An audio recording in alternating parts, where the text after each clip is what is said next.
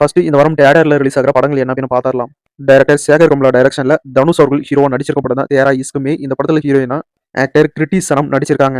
தேரா இஸ்க் மே படம் நவம்பர் 28 ஹிந்தி, தமிழ் அப்படின்னு 2 லாங்குவேஜ்ல தியேட்டர்ல ரிலீஸ் பண்றாங்க. கீர்த்தி சுரேஷ் லீட் ரோல்ல நடிச்சிருக்க படம் தான் ரிவால்வர் ரீடா. ரிவால்வர் ரீடா படம் நவம்பர் 28 தியேட்டர்ல ரிலீஸ் பண்றாங்க. ரஜினி கேங் அப்படிங்கிற ஒரு ஹாரர் காமெடி மூவி நவம்பர் 27 தமிழ்ல தியேட்டர்ல ரிலீஸ் பண்றாங்க. Actor Tanya Ravichandran lead role நடிச்சிருக்க படம் தான் பிபி 180. இந்த படம் நவம்பர் 28 தியேட்டர்ல ரிலீஸ் ஆகுது தமிழ்ல. ஜுடோபியா அப்படிங்கிற ஒரு ஹாலிவுட் அனிமேஷன் மூவியோட second part English, Hindi, Tamil, Telugu லாங்குவேஜ்ல நவம்பர் 28 தியேட்டர்ல ரிலீஸ் பண்றாங்க. YouTuber TTF Vasan, actor Kishore இவங்க 2 பேரும் லீடர் நடிச்சிருக்க ஐபிஎல் அப்படிங்கிற தமிழ் படம் நவம்பர் 28 தியேட்டர்ல ரிலீஸ் ஆகுது. அது மட்டும் இல்லாம இந்த வாரம் நம்ம தல அஜித் அவர்களுடைய அட்டகாசம் படம் நவம்பர் 28 தியேட்டர்ல ரீ-ரிலீஸ் பண்றாங்க.